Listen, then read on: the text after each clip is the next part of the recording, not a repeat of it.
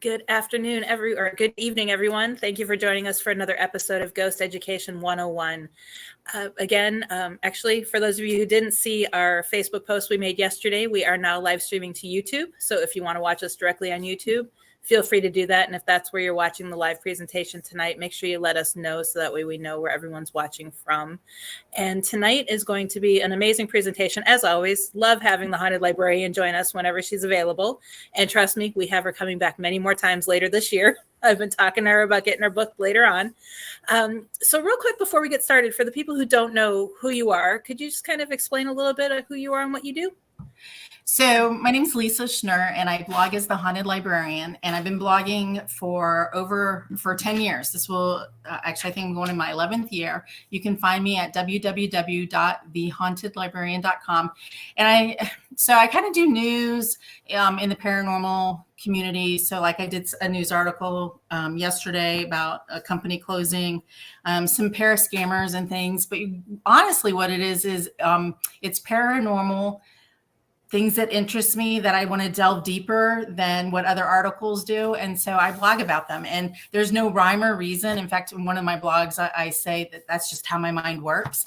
And so I just, I see something shiny. I like it. I research it, and I just blog about it. You actually blog like I do. I was looking at my blog the other day, and it's all over the place. It's, here's how to ghost hunt. Oh, hey, check out this haunted location. Like shiny. Yeah. Exactly. Right? But you know what? I find that because I used to have a plan. Like I would blog news this day. I would do TV or entertainment. I would do ghost hunting. I would do equipment. And it kind of became a drag. And it became a chore. And I don't like, we don't like chores. And so I was like, I'm not going to do that. And so then I'll take these breaks where I'll have long periods where I don't blog. And it's just because something really hasn't caught my interest, or it's like, I think it's somebody's already covered that, or we get busy. Right. And so sometimes I'll blog like boom, boom, boom. And then I'll have like this gap and stuff. And then inevitably something draws me back in, and it's usually a news article. I love Courtney's comment. ADHD bloggers, my kind of friends. Right. It's like, it's the normal ones you have to be aware of. Exactly. Ones who follow rules. We don't do that. And real quick, before we get started on the presentation, I just want to let everybody know, Philip couldn't make it tonight. He's had a lot of things going on this week, and as he told me this morning, he needed a day off. That's what he referred to it as. So I let him take the night off. So it's just going to be Lisa and I. And also, if you guys lose me, just bear with me. I don't know if there's a storm rolling in or whatnot, but my internet's been funky the last 20 minutes. So, but Lisa will be here, and I'll pop back in and out as I can in case I do get lost. But are you ready to get started, or do you want to? I'm ready. Although I do miss Philip, and I'm going to have to check in with him and make sure he's okay. But that's okay. It can be girls' night. Right. Well, he said that they had like 4 client intake calls over the last 4 days. Oh, wow. And he's just getting busy. Mm-hmm. Yeah. And he's like, I need to do household chores. I'm like, well, you have fun with household chores. Yeah, exactly. And I guarantee he's going to pop up in the chat any minute now because he's watching. Because it's a chore. We don't want the chores. Yeah. Exactly. He's so funny. Okay, so let me share my screen. And if you guys have any questions along the way, I will flag them so we can make sure we go back to them, and we'll take different breaks throughout the presentation to cover the questions that are asked. And feel free to interrupt, because that way I remember where I'm at and can actually answer questions for it. So you should be seeing a screen that says Souvenirs, the Haunted Librarian. Yep, it's there. Oh, awesome. Okay, so when I pitched the idea to Heather and Philip, it was because I bought something that I loved, and I love it, and it's shiny. And so I pitched this idea of talking about it, and it was like, well, what do I, because you'll see it, it's at the end. And there's a story.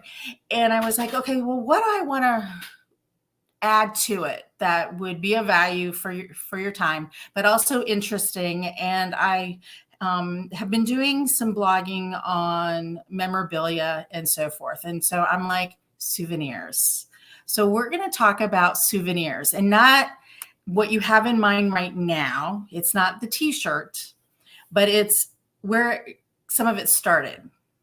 And so we have a fascination. Healthy, I'm not sure, but we have a fascination with buying stuff that's haunted. And either you do it, right? You either, like the first one, the Amityville Horror House auction may impress unique or antique valuation seekers, and houses, right? When the Amityville Horror House went up for sale, people wanted to buy it, and they actually sold the furniture inside. And because it was, it had this attachment to the house, they could charge more money. And then we have Lizzie Borden's home, right? It just went up for sale for $2 million. And then we also have a fascination with buying things that are haunted online. But instead, you really should check out Greg Newkirk's Traveling Museum of the Paranormal and Occult, because you don't need to own it. You can go see it, right? But we like to collect things too. And it's just our human nature that we have collections. And think about the collections that you have. I have an owl collection. I collect tarot cards. I collect things. But what I don't collect is haunted stuff. But back in England, they had, and it's interesting. So they used to do public hangings, and they would do public hangings for different things, different crimes. And depending on the crime was how the hanging took place. So for instance, if it was just a simple beheading where you knelt and your head was taken off, that was the most dignified. And that was reserved for royalty or people of influence. And this is talking in Great Britain. And hangings, like the general hangings that we see where they come out, they put you on the stool and they drop it and you hang, that was for the lower class. And those were huge. They were massive events that brought tens of thousands of people to come see or be part of this public hanging. They would have firing squads, and the firing squad was strictly for spying or desertion. And over a span of from 1388 to 1780 in England, there were only 3 people who died by firing squad compared to 93 who were beheaded. Burning at the stake. This is an interesting one because people think that a lot more people were burned at the stake. And in England, that's not true. And that was tied to religious reasons. So think of Salem witch trials, burning at the stake. And so there were only 2 during that period of 1388 to 1780. And I'm sorry, I'm doing these numbers. This isn't in England. Overall, this is at the Tower of London, where was the big venue for all of this. And then the 5th type of death in England was when you were hanged, drawn, and quartered. And so that was the most brutal, and that was reserved for the most heinous of crimes, kind of like the death penalty today. But instead of just putting you in an electric chair and killing you and then removing your body, they would hang the person to almost death. They didn't die because they wanted then to lay them down and open them up, cut them while they were alive, drawn. And then after they were drawn, they were actually cut up, they were quartered. And after these public hangings, the executioner got first rights to a souvenir, something off the body or a piece of the body. And the public, there would be frenzies about people taking, getting clothing or anything associated with the hangings. And then afterwards, they would then strip the bodies and tan the skin. They've even made books out of the skin. There was one murderer who the skeleton was actually put back together, and actually on display at the medical college for people to learn from. And that stopped when they realized that that really was not respectful. And so the UK's first female serial killer, and this is something that's disputed, but historians and researchers believe that this one actually was the first, and she was 30 years prior to the documented first. And this was Sarah Dasley. And Sarah Dasley was known as the potent poisoner. And she actually was found guilty of killing her second husband, but she was also suspected of killing her first husband and her son. And so this was actually a souvenir that was created for the event. And so you can see it's a piece of wood that was carved, and it's on a ring, and it's execution of SD for Sarah Dasley, August. And so that would be the 5, August 5th. And they think that the initials underneath are the person who bought it. And in 2020, this souvenir, and it's small, it's like a piece of dice, it's small, sold to a private collector for 2,250 pounds, which equates to $2,808. And this was 177 years after her death. People buy this, and they love it, and they collect it, and they put it on display. And so some of you, if you were in the last little talk I gave, I talked about the Red Barn murders from 1827. And the Red Barn murders were the boyfriend of the little village got the young maiden. She really wasn't. It was her third child. Got her pregnant and convinced her that they were going to run off and get married. And he ended up killing her. And the mother had this dream that she was buried and that she didn't leave, and they weren't living this life where the postcards were coming from, that she was actually murdered at the Red Barn, which was true.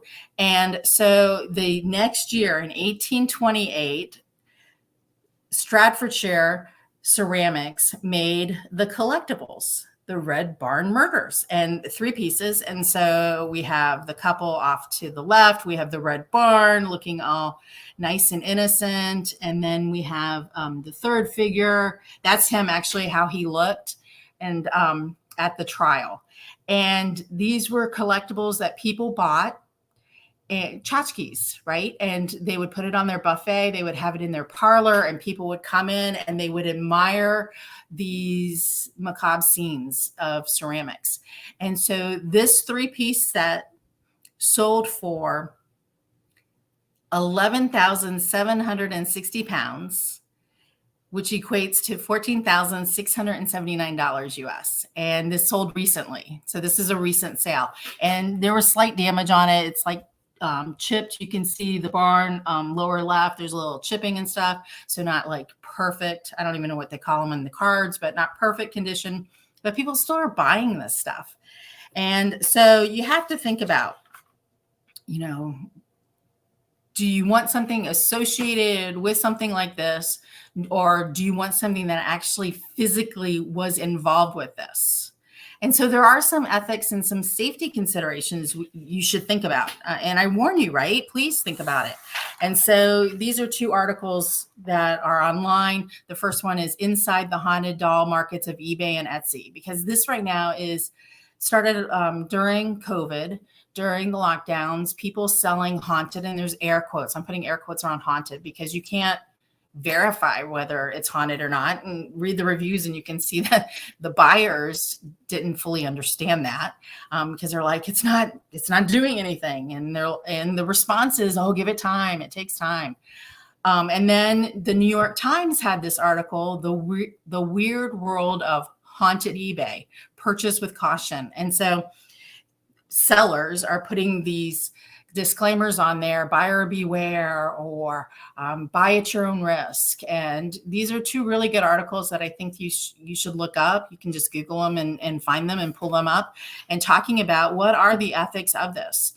Not only should you own something that should you own the skeleton of the person who was hanged, drawn, and quartered, or should you bury it And that's what happened. They did rebury. They buried the skeleton and gave it a Christian burial. And then also the safety factors of this. Hopefully you're not making a horror movie where you want the doll to move. And one of the articles talks about the rise of Chucky and how, people want to have their own Chucky doll. And I don't want my own Chucky doll. I'm not sure I would visit some of these museums, but I'm not going to touch anything in them. And I think that you should be cautious also. So how do you express your interest in something without buying something directly attached to it? Well, what are we buying when we buy these souvenirs, these trinkets and so forth? Well, it starts back with the stories, right? And so let's talk about Mary King's Close. I love Mary King's Close. This is in Edinburgh, Scotland. A close is an alleyway. And so this is a subterranean alleyway that was in, or is still in, Edinburgh. And so old Edinburgh has the high street. And the high street was where multi-story buildings were.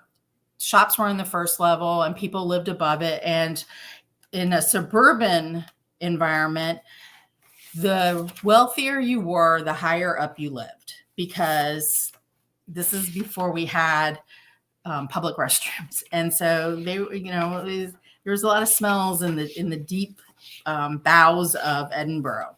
And so, and I'm flipping as I'm going here because of course I didn't tag it. So one of the alleyways, and the alleyways are private land. And so it was little neighborhoods. And so Mary King's Close was actually not the original name. The original name was either King's Close or Alexander King's Close. And Alexander King is no relation to Mary.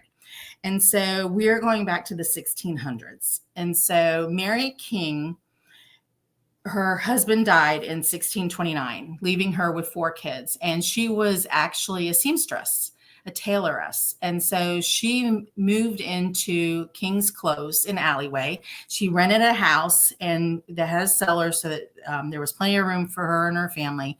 She then rented a store and she opened up a fabric store, and she became a fabric merchant, and she became very, very wealthy.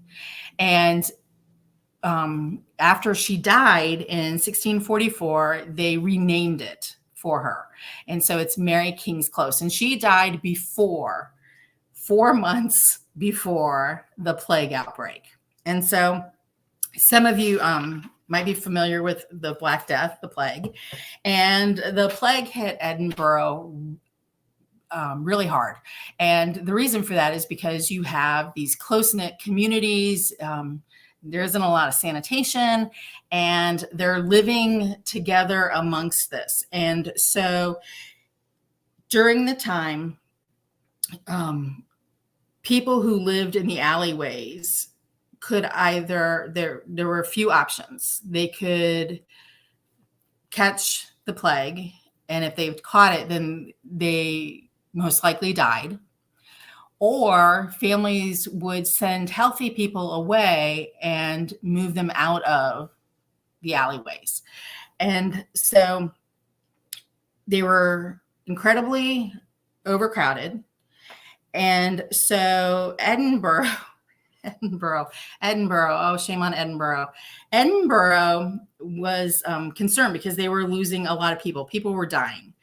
And so they hired a plague doctor. And so this is the plague doctor off to the right. And this is think of in your mind, if you're thinking of the plague doctor, the stereotypical look, it is this look right here. The hat, the bird's beak, because the bird's beak had sweet smelling flowers in it, herbs in it, things that kept the doctor from breathing the outside environment and also the smell of death so that he didn't get sick.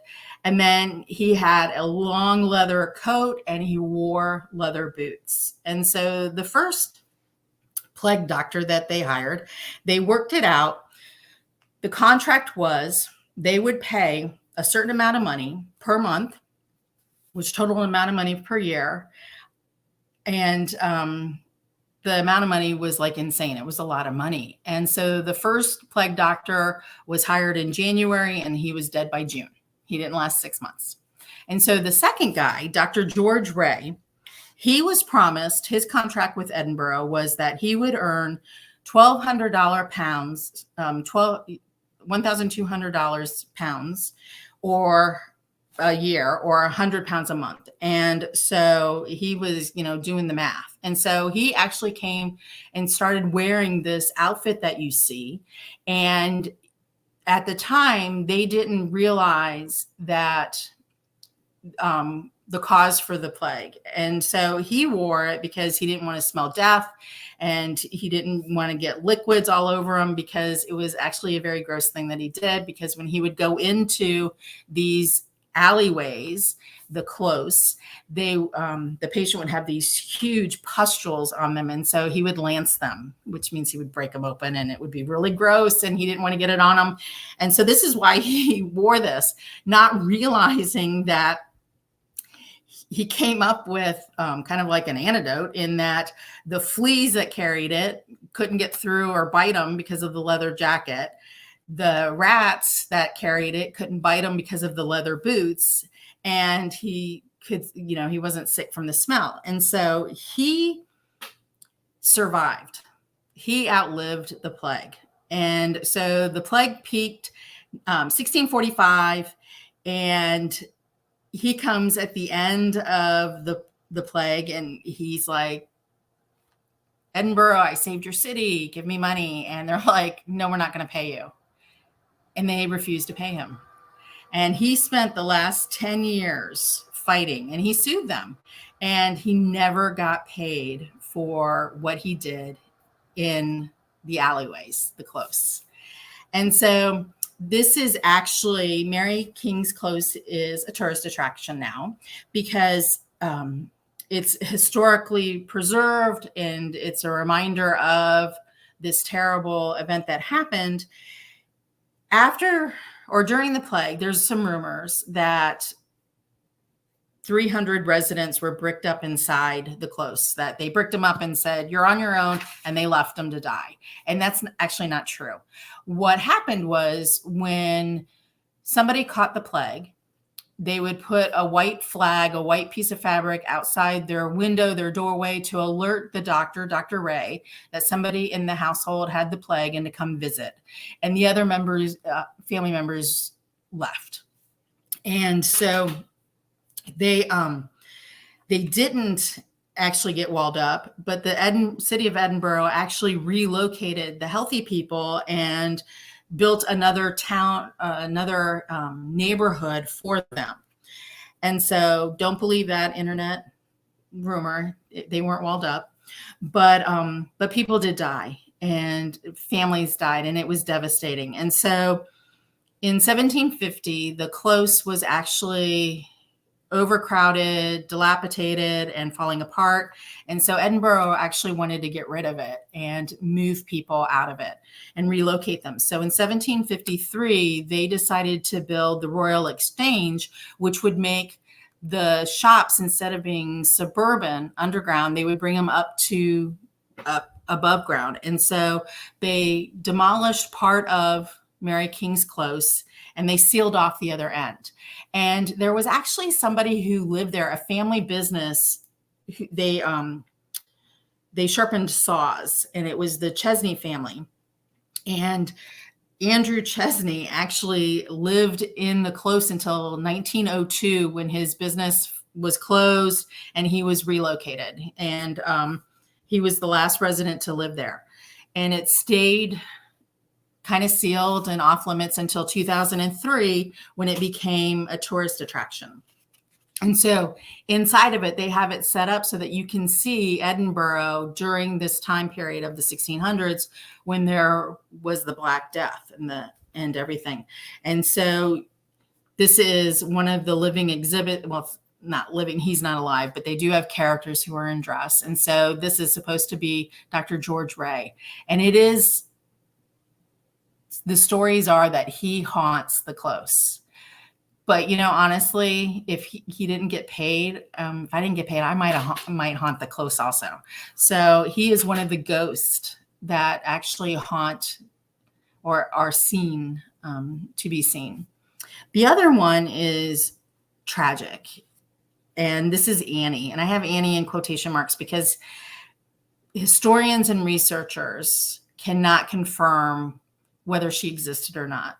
But children died during the Black Plague. And so in 1992, a Japanese psychic, her name was Aiko Gibbo, and I probably did not pronounce that right.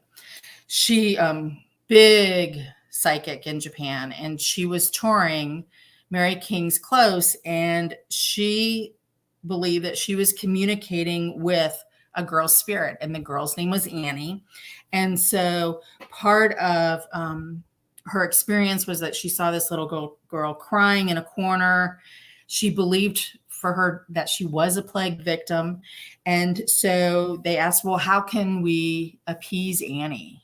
What can we do? And so the psychic medium said, build a shrine, build an altar. And so this is actually the altar, the shrine for Annie. People bring toys.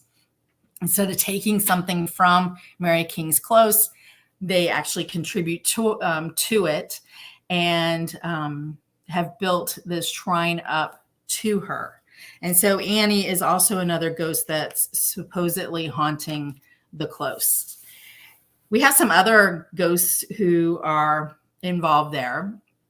This one's kind of funny because after the Black Plague, the Close reopened, people were living there. And so we're in 1685. And Thomas Colthart was a lawyer, and he and his family resided in the Close, and he and his wife lived there, and his wife was extremely religious. And so at night, she would sit and read the Bible every night, and he was not that religious or as religious as she was. And she would tell him how she would see disembodied limbs and that there was a phantom child that she saw. And he was like, no, it's okay. Pray the spirits away. It'll be fine, kind of mocking her in a way. And she was insistent that there was this phantom child and she could see these things. And so one night he's sitting in their living room, and these are like apartments, they're flats. And he sees the ghost of a dog curled up in his favorite chair.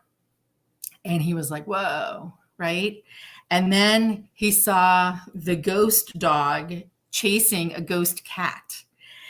And so it said that the phantom child, and the phantom child might be Annie or it might be another spirit, but they never moved away. They never left. They died living in the Close. And so the ghosts didn't bother them. But the last resident, Andrew Chesney, he is supposedly haunting the area. And he had a toilet, a restroom, a water closet that he liked to leave the door open and let people see him. And that's what people see is his ghost. There is another rumor that Mary Queen of Scots haunts the area, but she actually only spent one night in Edinburgh, but she really wasn't affiliated too much with it. So when you go and visit properties like this, you might have that feeling of, well, maybe I take a pebble, make a rock, maybe I take one of the toys. And I caution you not to. Don't do that, right? That's just opening up all kinds of things. So how can you take the memory with you? Because fortunately in Mary King's Close, you can take pictures, unlike some places where you'd want to go. And so they've come up with a super clever way to do it. This is the Plague Ductor. And this is the souvenir that they sell in their shop. So instead of taking a piece of the area, the doll, the rock, or a piece of lumber.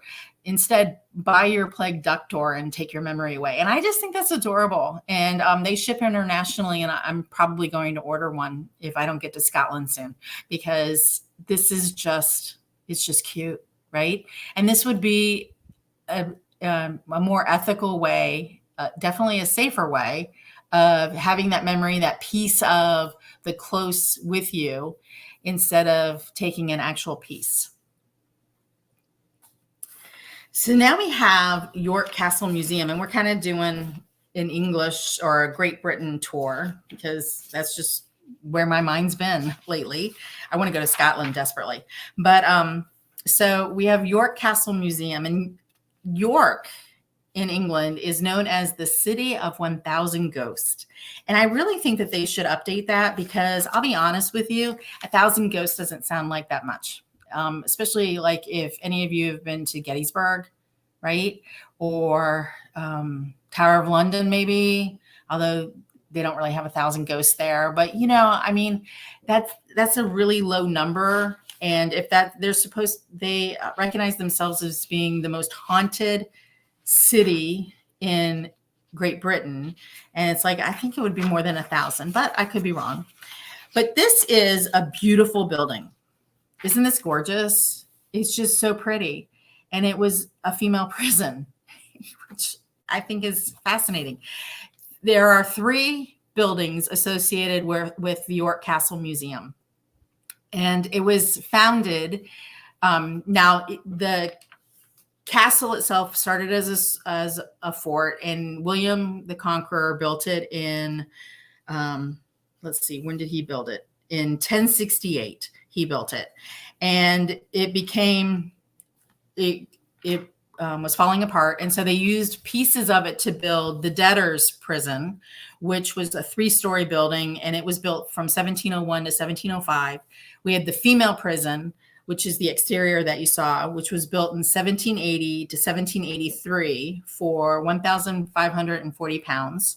And then they've added a 3rd building to the property, Raindale Mill, which was a mill that they actually picked up and brought over so that they could kind of get a full picture of what Victorian life was like in York back in the day. And so inside, this is actually the oldest indoor recreated streets in Great Britain. And so it's supposed to look like the Victorian times, 1870 to 1901 in England. And so when the prisons shut down and closed, Dr. John L. Kirk purchased the property. And in 1938, he founded York Castle Museum. And so the street is called Kirkgate, which is kind of cute. It's his last name with Gate. And so this is supposed to be Kirkgate, which is going to have a pub and some shops and, you know, just the life of Victorian times. They have character actors who walk around, and people say it's haunted. And this one I actually pulled down from the cloud. Gosh, I sound old. I copied pictures that people put out onto the internet and for stories of supposed hauntings in Kirkgate. And so this one, and I'm kind of sad that Philip's not here because he's really good at debunking stuff like this. But so this is Got Ghost. And so this is a picture of a young father. He's holding his infant child, and they're in the prison because those are bars from the prison. And this is grainy as whatever, right? But you see the doll, right?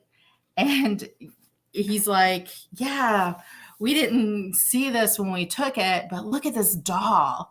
And the doll wasn't there. And I've got to say, this is doctored. Because that looks too good of a doll. And I don't know what some of your all's thoughts are, but the pixelation on this is wow, right?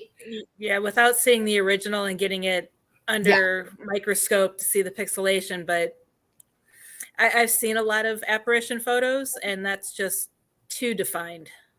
Exactly, right? That's what I was thinking, because I was like, when I can spot it immediately, then it's probably fake. Because like I'll be looking at pictures and like, wait, where is this? And it takes me a long time to find it. But man, she just shot off the page at me. So I was like, nah, I'm gonna say no, faked. But we got some others. It's 3 separate incidents of people taking photos at Kirkgate who didn't notice the picture until they got home. And so in 2012, we have John Burnside and Shona Backhouse. And the article actually was published in 2014 because they visited in 2012, but for some reason, they didn't look at all their pictures and they lost the memory stick, and they found it 2 years later in 2014 when the article is published, or when the story went viral.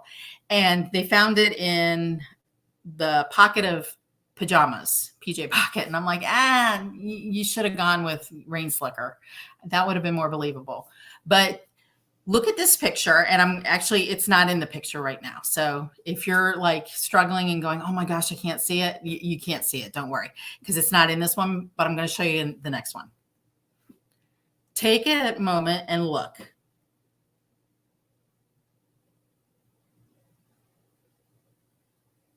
And tell me when you see it, Heather.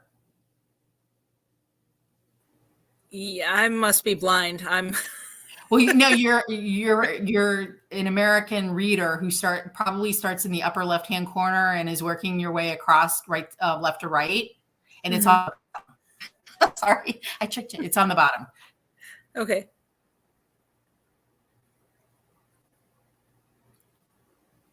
Yeah. Okay, someone else can help her out. Anybody else? I need new glasses. Courtney says it's on the bottom, and yeah, she can see it. Yeah, it's an infant's head, and it's on the brick. Yeah, there it is. There it is, right? Yeah, I know. Yep. Where's Waldo? Yeah, right. And that could almost be pareidolia. Yes, it could be. And that's actually what I thought it was at first, because when I first initially looked at it, and I'm like, I don't see it. And actually, there's another photo that they published with this article, and I thought they were just publishing a picture of her so that we knew what she looked like, and then for a frame of reference. And then I was like, oh, wait a minute, there it is. Mm-hmm. Yeah, there he is. Yeah. Yeah, I don't think so. Now that I see it, I can't unsee it. So, right? Exactly. And they found this 2 years later. They went through their pictures. I don't buy it. I have photos like that, though. I was going through a photo the other night, and I was like, holy crap, there's a shadow in the background. And I was analyzing where everybody was in the room, looking at other photos, and it's like nobody would have cast a shadow where the shadow was. And it's been 3 years. Well, but you probably took frame of reference photos also. Yes, I did. Yep. So you have different pictures in the room so that you can look and see. You probably have some notes about what was going on in the room. And I mean, she's just clearly just posing for a picture, which is family photo. Yeah, family photos. Thinking cute. Yeah, but I don't think that's the ghost. But I don't know. But this one is a little bit. I'm a little bit more believing, like if there was like a scale, than the last one. So this is 2012. And so this is their third one that they did. And so that's the guy with the kid who were in the jail that he was holding. Now, when I first saw this picture, I thought, because it looks different on my presentation than it did when I saved it, I thought they were talking about in between the father and the boy, because it looks like a doll on some other pictures. But that's not it. So tell me when you see it. It's in the door frame. Yeah, exactly. Right. I saw it the minute you brought the photo up. That one I saw. Yeah. So what are your thoughts? It's a tough call, because you know what it actually looks like, and I probably could find it. It looks like the little boy that's on the iPhone app. Yeah. Yeah. Right. So, but But I believe the place is haunted, and there are stories, and and they're trying to communicate and so forth. And so I don't want to diminish the value of the images, but I also think we need frame of reference and so forth. And these are good things to talk about and share. And hopefully this little boy or girl, she looked like a girl to me because that looks like a dress, but hopefully they didn't follow them home, right, as an attachment, because I wouldn't be picking up pebbles. So this one, exactly. Yeah, right. This one is a gorgeous picture in and of itself because it's really nice, right? So this is 2013, and Lindsay and Steve Caldrick were visiting with their son and a friend of theirs, and their friend had psychic abilities. And so they visited. She was going through the pictures afterwards that she took, and I'm guilty of this. When we're vacationing, sometimes I'm just pointing and clicking. And this was probably a camera, not a camera phone, because this is a gorgeous picture. Like the blacks are super black and everything. And if you're trying to find the image, it's not in the window. It's actually the man. Because she's like, was there a man in the room with us? And there probably was, because we don't remember those things. But in this article, it was, oh my gosh, they got a full-bodied apparition in this photo. And I'm just not there. Yeah. Because this is a beautiful picture. And this would be some great evidence.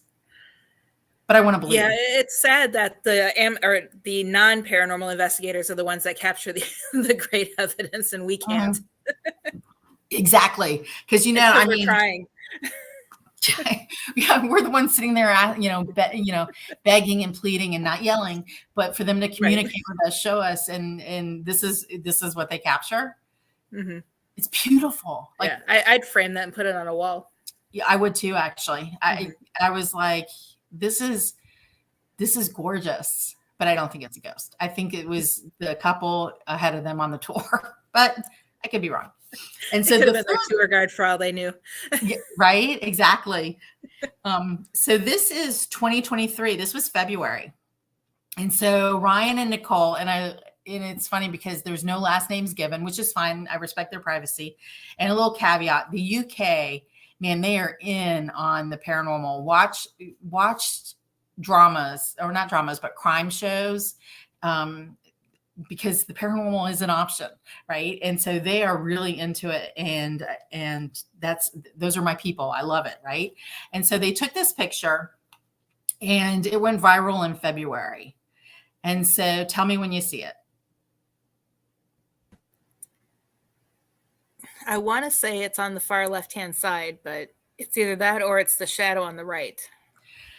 I initially went with the shadow on the right because I was like, oh my gosh, right? Shadow people. I love it. And that's just like her blurry, but it's the little boy on the left. And how they described it is that he's wearing like riding pants and a little boy.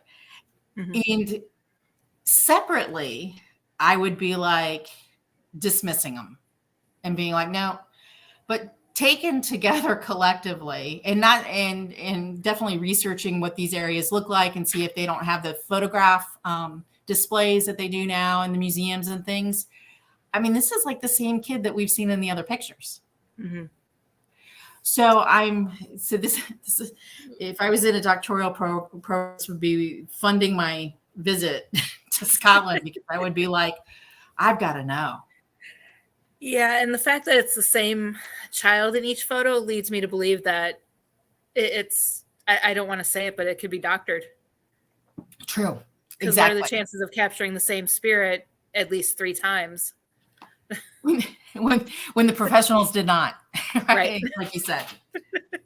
So, but again, they took these pictures, and photographs are definitely a better way to take home a piece of the property than actually picking up a physical piece of the property.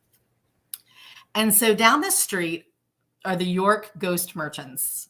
And I love these guys. And they are 2 guys. So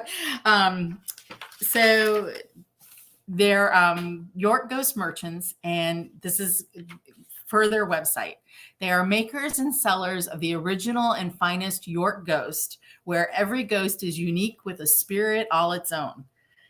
So they are, this is the original height. So that's 3 inches, the original. And the little is 2 inches. So they come in 2 sizes.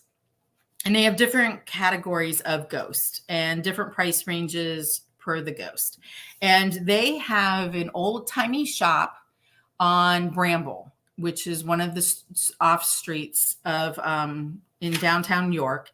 And that is their store where they sell these. Around the corner is where they make them. And so they are ceramic for the most part, unless they're made out of wood, which would be one of the limited editions. Well, they're all limited editions, but limited quantity rather. Limited edition one would be wood, and they've had some, but they use York materials and create these souvenirs. And they're just so stinking cute. And this is called Good Hope. And so the challenge with it is you can get you can purchase these one of 2 ways.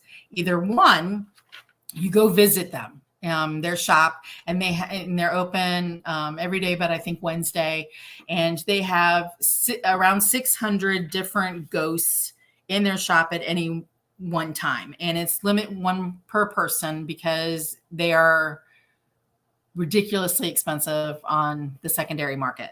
And so you can either go there, or you can do what I do, is watch them on Instagram, and they will announce when they're going to release a batch of ghosts because they make their small batch made.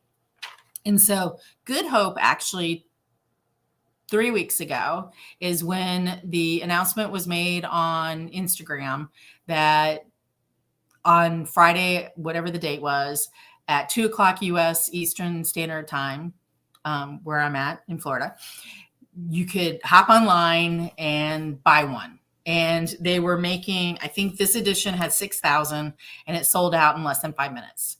And they tell you, and in the directions they tell you, make sure you have the account set up, you have your payment option there, your shipping, everything set up, because you're going to keep hitting refresh to add it to your basket, and then you check out immediately because it's not yours until you pay, right?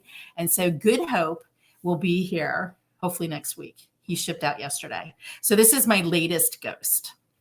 But I was telling Heather before the show started, we just have moved. We moved 2 years ago back to Florida, and we just moved into the new house, the permanent house this month. And so I have my things behind me, which you'll see at the end. And he's not there, my first ghost. And so my first ghost looks like this guy. I think he does. I can't honestly remember. And I was trying to find in my phone where my pictures were. I can't find him. He wasn't packed with my other stuff. And I put him in a special place because I knew I was doing this presentation and I wanted to show him off. And I'm like, dagnabbit. And, you know, gotta love my husband and daughter because they're like, oh, he'll show up tomorrow, because he'll show up tomorrow. But I wanted to show him off. So look for my pictures because I'm actually going to put them on my blog, thehauntedlibrarian.com, because he's just so cute. I'm not going to get ridiculous, and I don't think I'm buying any more of these because I want others to enjoy. And they're just something that's cute that you can take away, and I can put with my 2 porcelain dolls. I only have 2. I'm looking back here behind me. Some of my other little collectibles that I have, my rosary beads and whatnot.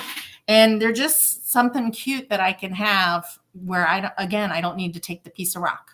And so York Ghost Merchants. And when you look at their page, they are 2 gentlemen.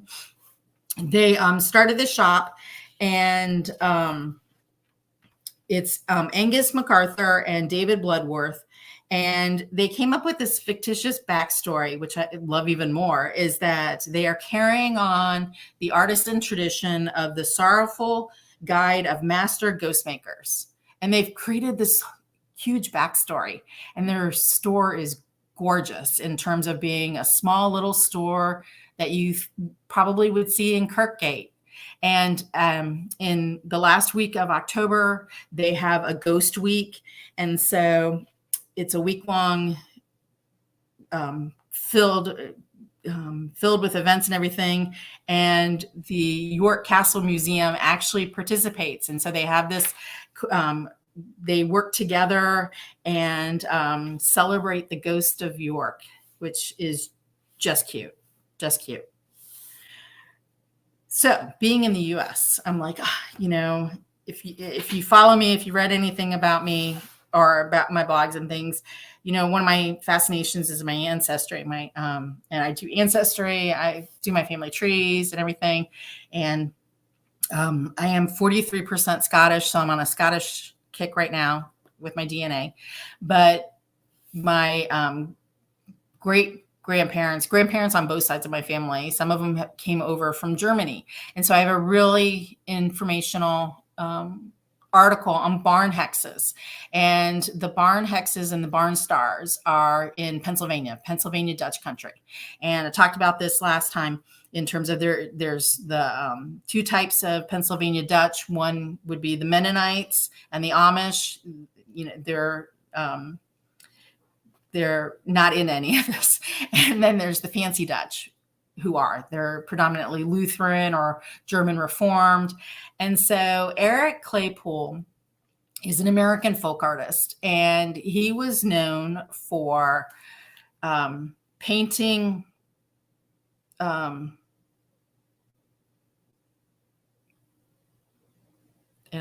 Johnny. Okay, so Eric is the son, Johnny is the father. Johnny Claypool restored barn stars, and the barn stars are the round circles that you see through Pennsylvania Dutch country on the sides of the barns.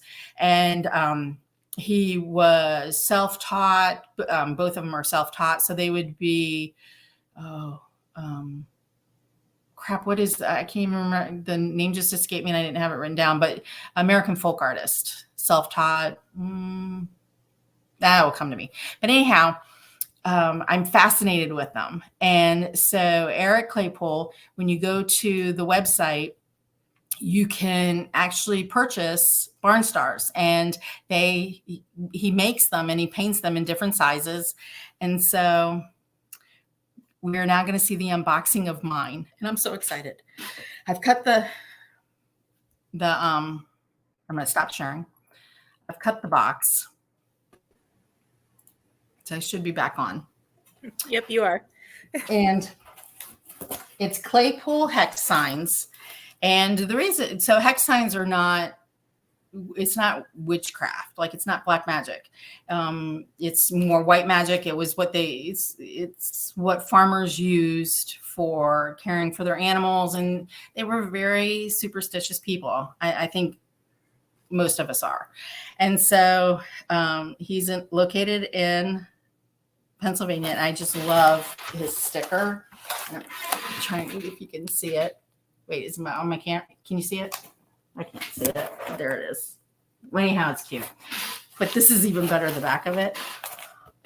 He drew this on here for me.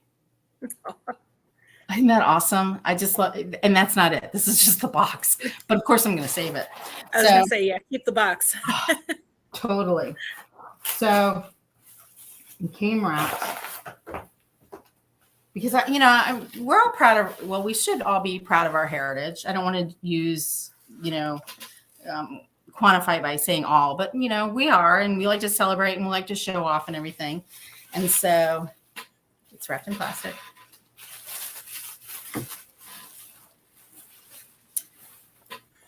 And this is.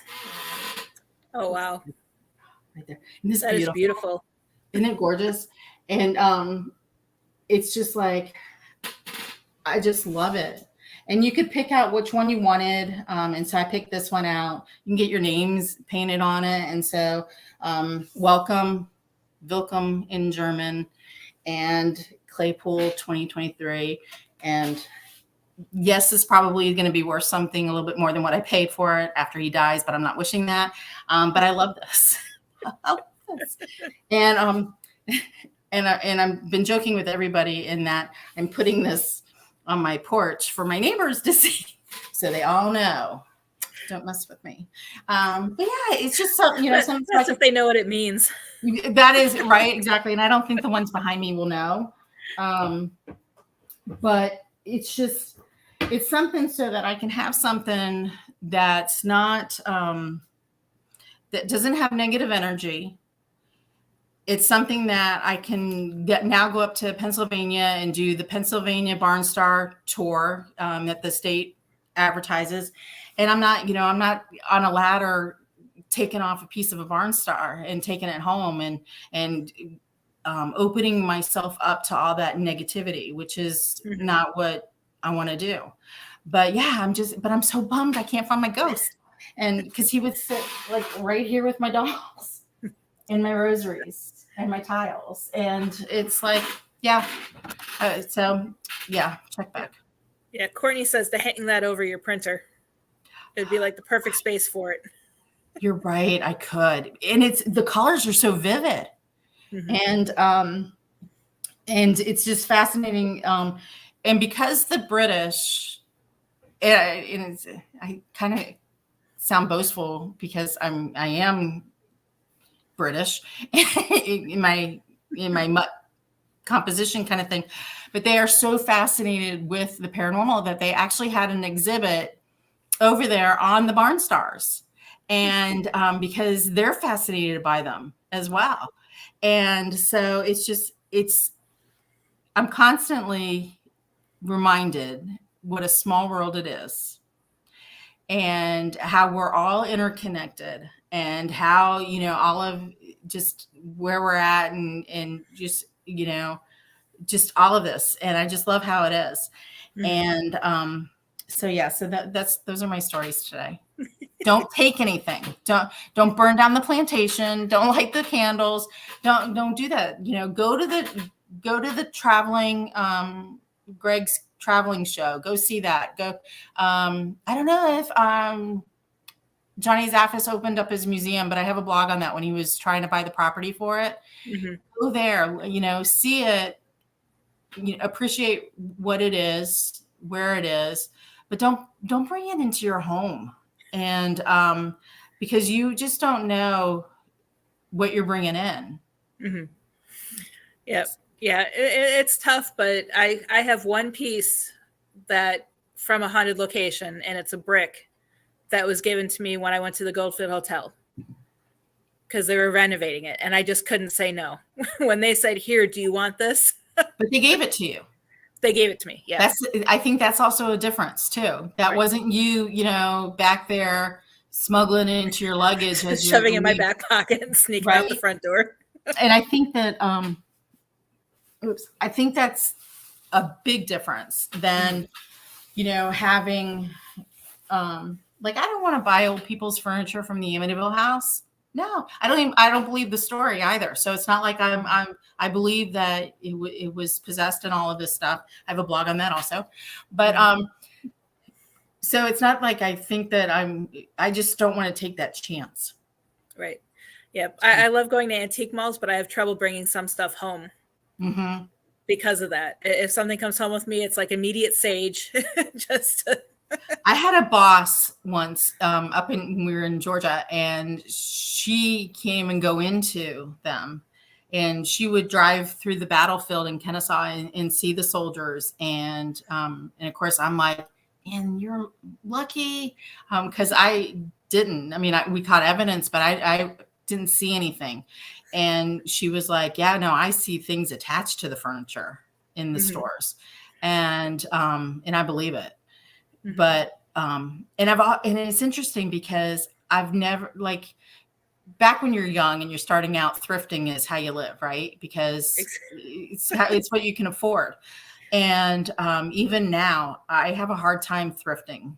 In fact, a lot of times I don't because I'm not sure. It has to be very, very specific, and I have to have a feeling like, oh, okay, you can come with me. My doll, she's not haunted. But I bought her at an antique market because we were shooting a pilot, and I needed a doll, and she felt right. She didn't give off anything. So, and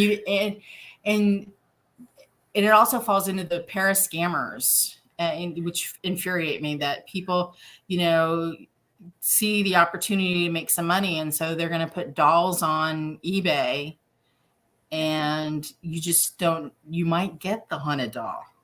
Right. Yeah. And the other thing too is, I mean, yeah, there are scammers out there, but just because this current owner is experiencing activity, they ship it to you, doesn't mean that you're going to experience activity either. Right. That it went along for the ride. It might have stayed. Right. and moved to the next doll. Right. Right. I like this home better. I want to stay here and haunt this house. Or what was it? I think it was a haunting. There was one episode where they bought a doll at an antique mall, and it turned out that the doll was haunted and was torturing them. And she sold it online, shipped it out. And then 2 days later, the doll was back on her front doorstep. I saw that episode. And I think it was a haunting. Yeah. Yes.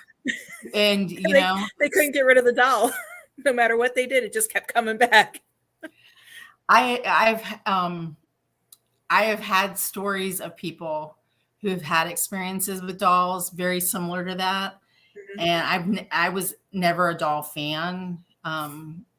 And I think it had a lot to do with being a child of the 80s and Chucky and especially ventriloquist and stuff. So I've never really been attached to wanting those. And so, but they tell me these stories and I'm just like, wow. Yeah. Wow. Yeah. The only dolls I have a Raggedy Ann and Andy up on the wall over here. And they were my grandparents. They used to sit on their bed. And I truly do believe that they're a portal for my grandfather to come back and visit me. Oh, but other than that, I don't have any other. I have a tiny Tears doll that I used to carry around that was my mom's, with the ceramic head and the ceramic, the hands and everything. But she's packed away in storage because she just got creepy looking as she got older. And started losing fingers and toes. You saw her in a new light. Exactly. And you're like, ooh, I don't And it's funny too, because I have her wrapped up really nice so that way it preserves her. But when we unpack and pack boxes, it looks like a little dead baby in these boxes. And it's like, if people saw this, they'd start to wonder about us. They would be like, oh, wow. Yeah, this is why we don't hire movers. Yeah, just in case, right? Right. Yeah, when we were moving from Georgia, all my ghost hunting equipment, for the most part, is in a box that says ghost hunting. And we had movers who packed the pod, and then we unpacked it. And I'm like, I don't care. Maybe we'll be careful. We moved ourselves, and the friend who helped us pack the truck, he was actually a paranormal investigator with me, and that's how I knew him. So I didn't have any worries about him, but it was like all of my paranormal research equipment went into my trunk just because I had this fear, like, what if the truck gets stolen while we're moving? And it's like, then I won't have anything. Oh, no, I bet you they would bring it back. They would bring that back. And they would be like, 1,000, oh, please, no. It's all good. We're all good. But yeah, we had our daily clothes in the car and all my paranormal investigation equipment in the trunk. That's okay. That's all right. And that's what's going to happen when we move the next time too. Mm-hmm. Just to be careful. Yeah. Just to be safe. Yep. So find souvenirs, buy the t-shirt. Don't. Well, and also buying the souvenirs and the t-shirt helps the location. Mm-hmm. Yes, it does. And that, because running, especially like a historic property, they're not lucrative, because it's educational value. And so they want tours to come here and also learn the history, not just necessarily the paranormal end of it. And, so they're not rolling in cash, and you're right. It does help them, and it's a win for everybody. And especially when they can come up with something so cute as the plague doctor. I mean, I'm ordering one. Right? That's just so cute, right? It's probably going to cost more to ship it than it will to buy it. Yeah, well, that maybe. I was actually surprised. The shipping for York was the Ghost Merchants wasn't that bad. So it wasn't like, really really expensive. In fact, I think shipping in general internationally has come down so much because really we're a global society. It shouldn't be that much. But yeah, no, you should help the locations, help the small business, help them stay in business to tell the stories again tomorrow. Yep. Yeah, and I did post links in the comments on where to find the York Merchants Ghost Shop, as well as where to get the duck tour at. Oh, thank you. That's perfect, because it's just, you're helping them out. It helps the town's economy. It helps tourism. And in a lot of these places, the paranormal tours and the ghost tours are what give them the extra cash, because history tours, let's face it, a lot of people just aren't into it, unfortunately, and don't see the value in it. And unless it's a school group, how do they cover their expenses? And so many are now turning toward the ghost tours and having the events, and a really good way of helping them, especially if you're going like Troup County, Georgia, with Phillips Group. I tagged along with them, and they did an investigation, and all we had to do was buy a membership, $25. Right. That's nothing compared to what you pay at other places. No, for a spot that isn't oversaturated, isn't everywhere. And it was a great evening, and it was a great investigation, and their evidence was just awesome. And I'm just like so happy I could go along, but it was like, it's not that much, and it helps them because, again, it's a small town, small county, and so help them all. Or especially, I mean, you mentioned Gettysburg earlier. My favorite place to go to Gettysburg is the college bookstore, because that's where Mark Nesbitt is based out of for his tours. And they have, I mean, you need something on paranormal activity, they have it, including some of their course books, because they teach courses at the college. They're on paranormal activity. Yeah, buy the book. Yes, exactly. Support the authors. It's just, you have to support it, and also you get a lot of information out of it, because surprise, surprise, it's not all on the internet. Reasons for that. Yep. And just because you read it on the internet, it doesn't make it true. Oh, well, that's like so true in terms of like the 300 people walled in at Mary King's Close. They weren't walled in. They weren't left behind. And it's just, and then also some places, they don't even allow you to do the picture. So like the catacombs, the Capuchin catacombs, you can't take pictures inside. And so how they make money is you buy the book or you buy the postcard. And postcards are so inexpensive. I love buying postcards at events, because then I can write stuff on the back in my memory and everything. And they take better pictures also. So, because it's professionally done, but then you have that takeaway. But so yeah. And that's one of those. I wonder if they would notice if you had it like an earring or a pin camera on. And it's funny because some of the on YouTube, they're all boasting about how they got their cameras in to do the video and everything. And it's kind of like, you're kind of desecrating the tomb. Yeah, that too.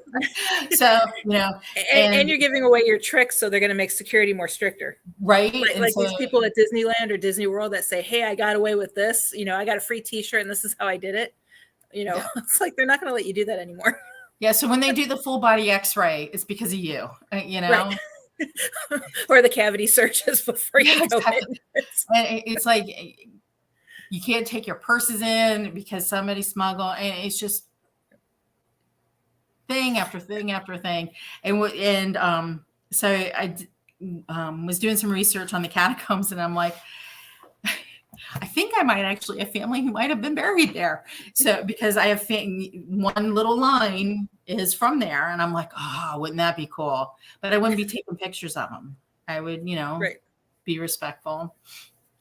So yeah, if anybody's looking for an interesting blog, my last blog I did was on the Lilliputian coffins, Arthur's Seat in Edinburgh, Scotland, because you'll notice a theme. Little coffins that were found.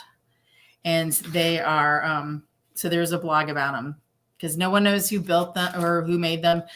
Research on them shows that it was one artist who actually created them, and possibly two. There are dolls in them, and they're like toy soldiers. And so one did the toy soldiers, and maybe two people did the coffins, and they found them. And so it's just fat. I mean, God, there's just so much out there, and it's just so interesting. And the different theories about why they were in Arthur's Seat, and then also the naming of Arthur's Seat, because most of you are probably going, "Oh, King Arthur," and actually they think it was just a word that was bastardized into Arthur, which is fascinating too, but not in the blog. But because the coffins are they're so fascinating. But, yeah, there was actually one thing. What was it? I don't know if you saw it. I don't even know if it was true or not because I never had a chance to research it. But it was like going all over Facebook a couple weeks ago, where in China they found a cave with just coffins everywhere. Ooh, I did not. I'm gonna have to look no one knows why they're there. And it was one of those things I saw, and I made a note to go back and research it, but never did. That's why you got to write it down. I know. Right. Our minds are just all over the place. They don't remember. But that gives you something to see if it's true or not. Now I'm gonna have to look at that because, I'll see something and it will come up, and with the algorithms, I get, crazy stories that come up, like fantastical stories that come up on my different news feeds and everything. That was a quick research. It was caves on a steep cliff off of Anshun in southwest China's Guizhou province. They have been believed to be there since ancient times. They're all concrete caskets. There's more than 500 coffins stacked layer upon layer, varying stages of decay. Huh. That raises some questions. All I did was I did a quick Google search of caves of coffins in China. I think I have the topic for my next blog. And I'm writing it down. Philip's like, China, I wouldn't trust it. Well, hey, Philip, missed you. So the tombs, the farmer who was farming his land, and he fell into one of the tombs that had the terracotta soldiers in it. Mm-hmm. So you never know. Yeah. But that's the great thing about history, and why are they there? And yep. And I don't know if they found any bodies in them or not, but I'm gonna have to look into that too. Right, because it's fascinating in terms of that. It's kind of like back in the day when during the Victorian period. In the Victorian period was a little sketchy period in terms of we have the spiritualism coming out of it. We have industry and advancements in knowledge and exploration. And so, they came up with these creatures that they sewed together, Fiji mermaid. And so we have all of these things. And so you have the people, noble royalty or bloodlines or whatever, who had ridiculous amounts of money, who would go on these expeditions, and they went and pillaged the tombs in Egypt, and then did the just like I did the unwrapping of my barn star, they would unwrap the mummy, and it would be dinner parties. And so, and then at the end, people might take a little piece of cloth, have some, for their curio cabinet. And don't do that. Because mummies curses. That is probably the number one theme or trope in horror movies is the mummy's curse. Yep. And in Giza, they just discovered another using ground penetrating sonar. They just found another chamber that they didn't know was there at the Great Pyramid. And they're hoping that the pharaoh actually was buried there, because they haven't found his body. So it was he's either buried somewhere else within the pyramid or somebody stole it. And they were kind of hoping that it was the former, not the latter, because no one wants a mummy's curse. No, nope, not at all. And they've actually been quiet tonight. So if anyone has any questions before we wrap things up, feel free to ask them. I'm just going to scroll through the comments real quick. Courtney says, hello. Thank you for Courtney for watching. Bob, if you're still here, it's always a pleasure to have you here. Guy says, evening. He checked in earlier. Joe Fox, if you're still here, hello. Welcome to the show. That's a new name, Joe. So if you're new to the show, glad to have you here. Yeah, come back. Yeah, exactly. And looks like Courtney's been very active chatting. Good. Which I absolutely love. I love when, and Courtney comes on a couple different shows that I host, and she's always commenting, and it's always great to see her on a show. Of course, Philip's here. Up, Philip. We need to make sure we promote that next week, so that way you have enough time to promote it. But Philip and his team are hosting a paranormal investigation on June 10th. So make sure you reach out to him or Georgia Paranormal Investigations. And go. If you can go with them. Yes. Yep. Because I had a great time in Troup County. So much so I'm still a member. I renewed my membership this year because I was like, $25. Yeah, I'll do that. I can support you. Because that's not much to support something for a full year. No, it really isn't. And then that way Philip and his group maybe can go back and invite me back. And you gotta support your family. Yeah.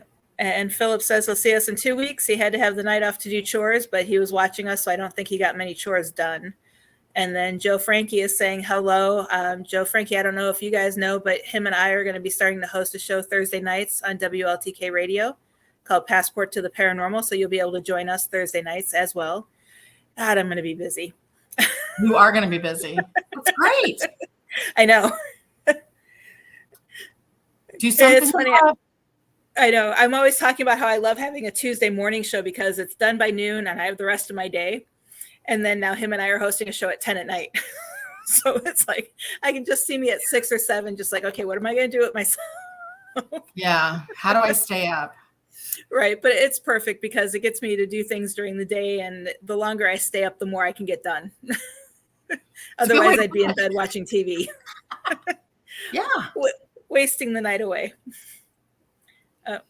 Philip's telling us his chores. He baked a ham, green beans, and mashed potatoes for lunch. For the rest of the week.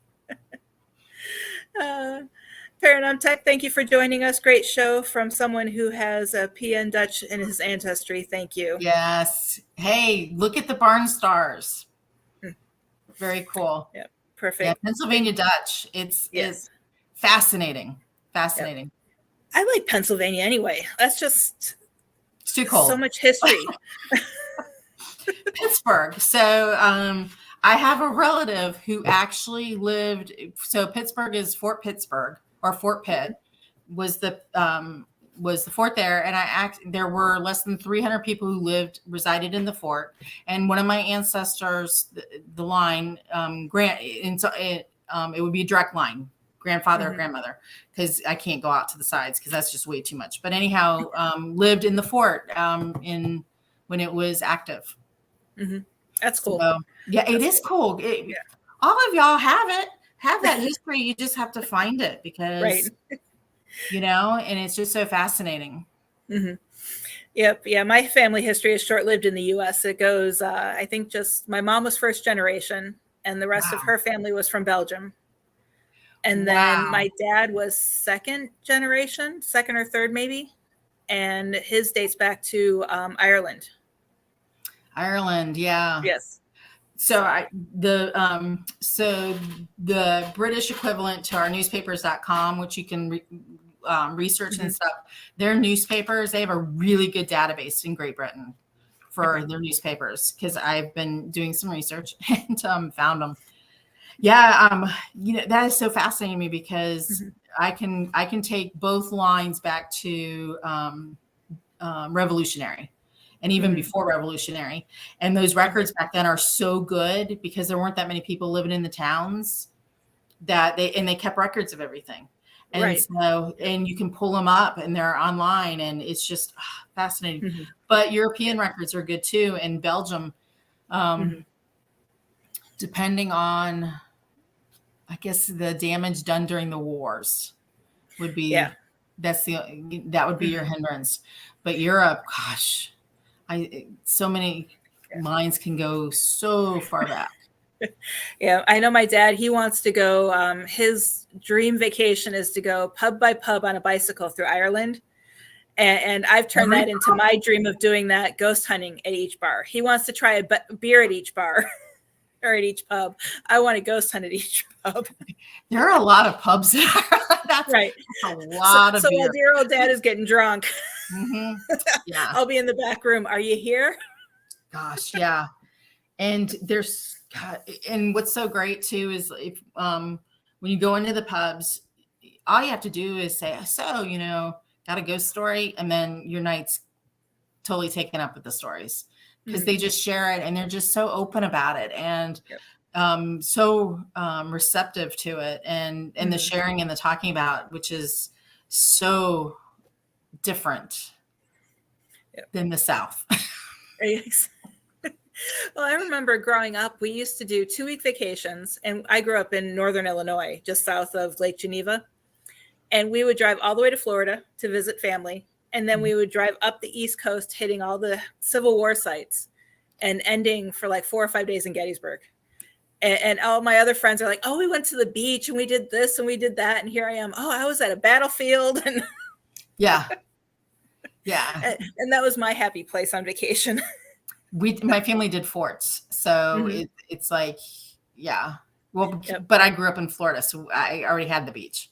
Right. Which was, kind of like a luxury, but it's just, but it's interesting how those connections and that it's fascinating if you're drawn to Gettysburg because of the vacation, or was Gettysburg the draw and the vacation was the excuse kind of thing. I think that's what it was. Because I mean, even though it's a terrible term to use, my dad was a huge Civil War fan. I mean, walking encyclopedia regarding the Civil War, and being that I grew up with that, even going into past life regressions and all of that stuff, I do feel that I have a connection with the South in that aspect. Like that's when my last life was. So I always felt comfortable. That was my home when we went on vacation. It didn't feel like vacation to me. Wow. And it was weird too, because in Charleston, I think it was Charleston, right outside the Hilton Hotel, they have that one main street that used to be the old slave market. Yes. And now they've turned it into like a farmer's market. Right. It's Charleston, and because it goes from the water out. Yep. And I would hang out there all day long. Except for, it was always funny when we checked into our hotel, the guy was like, just make sure you're in your hotel room by sunset. He's like, if you're not a local, you don't want to be on our streets. Or during a rain, because it floods. That too. Which is fascinating because they've got so many cemeteries so close to the water line. I know. Yeah. Which is going to be a problem for them. But one of my favorite places to go. Yeah, Charleston. We had a great tour in Charleston with the ghost stories and everything. Yeah, Charleston's it's got the battleship or right outside that you can tour, and it's a lot of walking and a lot of stairs. But that was just really pretty, and it's just it's like, don't go to the theme parks, or don't go every year to the theme parks. Go to our natural parks, the state parks and the federal properties. Go to the forts and go to the historic towns and go see our history, not the one that's made up. And and I'm by no means, I mean, I worked for Disney back in college, and I Florida. worked for them for over 15 years. Yeah. So, I mean, I am definitely pro Disney and pro Universal and pro SeaWorld in terms of what they're offering, not the animal brutality, but, but what they're offering. But I don't go every year. And in fact, I haven't been, God, it's been a long time because we go to New Orleans. We go and go to the museums, go do that, go support them so that we can carry on and still have them, because there's so much, the advancement in paranormal research and evidence collecting is just going to get better because we're not trying to fit what we're trying to do into the technology. We're creating our own technology. And so we're going to see all of these advancements coming. And you want to be able to verify your evidence to something. So we need to have, the archives, records, places to see so that we can get context of what was going on and everything. And when we lose it, we've lost it. And so, yeah. Well, and traveling to these sites are sometimes cheaper than going to the theme parks. Totally. I mean, we're 30, 35 minutes away from SeaWorld, and we have annual passes, but it still costs us for the three of us between food and the different things that we do $100 to $150 every time we go. Yeah. And could only imagine what it would cost us if we had to pay for tickets to get in, hotel. Yeah. Everything that goes along with it. And, and it's like, and it's fine. It's an experience to have. But and because, I used to have annual pass, for Disney, and we would go because I was living in Tampa. And so it was, I-4 down the road. Yeah, it could be there, in 2 hours or less, depending on traffic. But we weren't getting all of the souvenirs and getting all that because we would be back. But now it's like I would rather go to like Chris Balzano, some of his tripping on legends in Florida. I would rather go to some of the locations that he writes about and see if I'm having experiences or seeing the houses or the parks and doing all that. And that to me is more interesting. And it might just be where I'm at in my life right now. I don't know. It could be. I'm having fun because with the books that I'm writing for History Press, my next one that I'm doing is Haunted Florida Ghost Towns. And we're looking forward to just getting in the car and driving for an hour to an hour and a half, finding a ghost town, visiting it, and coming home and writing about it. Yeah. To me, that's more fascinating than. Right. Because there's, like Rosewood. Yeah. We've got towns that were burned down and forgotten. Yeah. There's over 250 ghost towns in Florida. Almost as many as Nevada has, which I didn't realize that until I started researching it. Well, and think about it though. Also, it was difficult to live in Florida, to survive in Florida, because not only did you have Native American Indian tribes here, but you also had the animals, right? And then you had the weather and And a lot of my stories end with a hurricane wiped out the town. Yeah, and it's just there's a really good book. I've been plugging this book. It's not paranormal. It's called Swamp Peddlers. And it's about how in the 50s through 80s, how Florida was pitched to suburban middle-class Northerners, where you could pay $10 a month and have a piece of property in paradise. But paradise wasn't ever built. And it's a fabulous book. It was published in 2021. And when you read it, you realize, it's kind of surprising Florida made it because they use every marketing technique to get you to sign, hoping you never show up, and do all these things, and then they couldn't deliver on what they promised, and then they would get, you would have Native Americans shows to draw them in, kind of like in Hawaii, where they, Right. have the indigenous people. Well, they would do that here, and wine and dine you with this, and oh gosh, it's easy. But well, I look forward Florida to has an interesting history. yes, I look forward to your book and reading that because now I'm in Florida. I'm a Floridian, Right. and it holds a Yep. special place. And I'm writing my next blog after the Chinese tombs. I wrote a blog on Spook Hill. Oh, yes. That's 40 minutes from us. It's on my way to my parents' house. Yeah. I have some thoughts and I haven't figured out how to end it because I have some thoughts, and it's an anomaly. So Spook Hill is an anomaly where it's actually an optical illusion where you're parked on a hill, but you don't see that you're on a hill and you're parked this way. So you get pulled back. Yeah. It's the way the, it's physics. Surrounding looks. Yes. The way your comparison to the horizon. The horizon line, exactly. And so it has a spot, and they have built this industry about this place being haunted and how it being a portal, and and the magnets and all of this stuff. And so they've got the big ironworks, Spook Hill.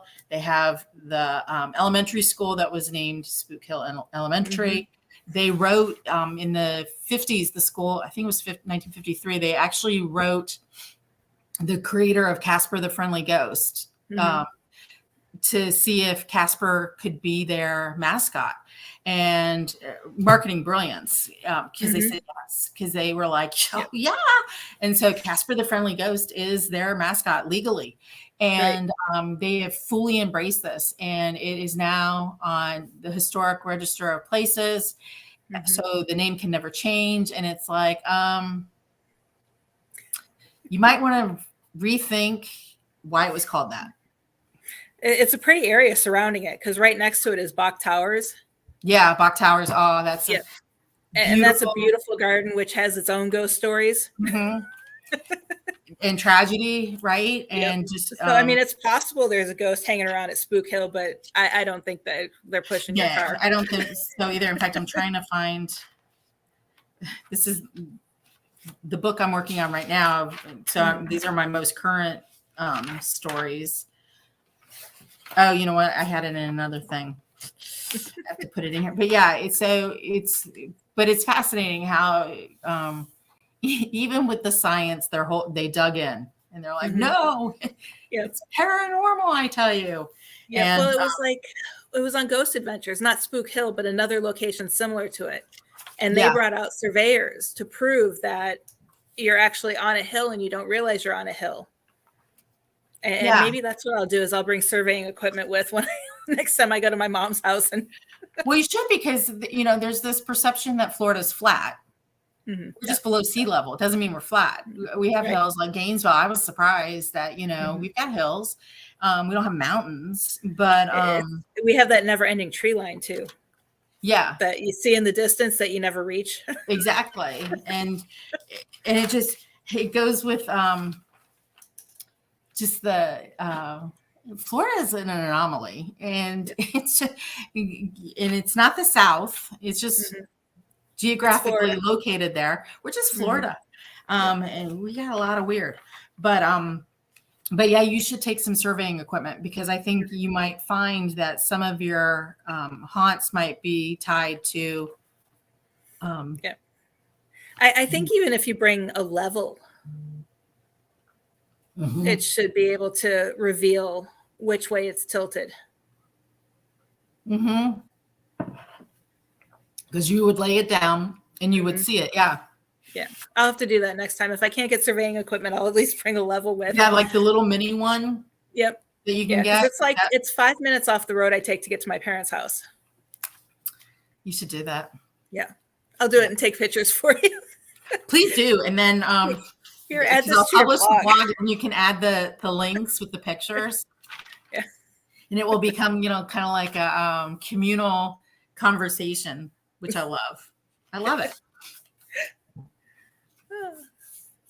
Well, I'm thinking they're quiet, so I'm not sure if anyone has any questions or anything, or if you have anything else you want to add, but it was a great presentation as always. Love it. Oh, thank you. I always have fun with you, Heather. Yeah, I love going back too and reviewing everything to see if there's anything I missed, because there's always something I missed because, I'm sharing and texting and reading comments and Yes. You are the producer of the show, so you have to. Yeah. I always find it funny because when you're doing a presentation or anyone's doing a presentation, all of a sudden I'll hear Philip in the background. Any questions, Heather? And I'm over here on my phone doing something. And I'm like, wait, what? And then I'll start talking, but I'll be on mute. That's always a good thing too, right? Right. That's usually what ends up happening. Okay. Let me just check to make sure no one asked any additional questions. Oh, Courtney says it was a really great show. And as always, like I said, it was. Thank you for joining us. So can you let everybody know where to find you? I did share earlier your website, so I can pull that up again if you want to tell everyone where they can find you. Yes, so it's www.thehauntedlibrarian.com, all one word, and you'll see the blog, and you'll see the most current one is about a business being shut down, but the one before that are the little coffins. Yep, that was a cute little photo too. If you can call coffins cute. That goes to show how crazy we are. Yeah, exactly. Well, they're miniature, so anything in miniature is cute. Right. Well, I don't know. Our dog is supposed to be a miniature Australian Shepherd, but she's like 60-some pounds. or 55. Still miniature. Yeah. Still miniature, but yeah, not what I expected when we bought her. Okay, so you guys can find us at Ghost Education 101, and we will be returning May 10th. I know we had rescheduled this a couple times, but Steve and Chris will be joining us from Transcendence Paranormal to talk about how to host a paranormal event and help local locations raise money as a fundraiser. So that's going to be a great presentation / chat about how to do that. And if you guys ever have any questions about setting up an event, they're the two to go to. As I mentioned earlier, you can catch us on YouTube Live, or you can always catch us on a replay at Ghost Education 101. And I think that is about it. Joe, whatever. I'll talk to you in a minute. Joe says my dog needs a treadmill. Good luck with that. Yeah. She doesn't even like going outside when it's raining. I've never seen a dog not like water. But anyway, again, thank you everyone for joining us. Thank you, Lisa, for joining. Look forward to having you on again. What was it? We said October 11th for October 11th. What was it? What's the exact presentation to make sure I get the right title right? Liabilities of running a haunted house. That's it. And I know that we tried to do it last year, but things fell through and got crazy and we ended up missing it. So this year we'll definitely be doing that. And we may even have you back sooner than that. Awesome. So, okay. Again, thank you, everyone. Have a great night.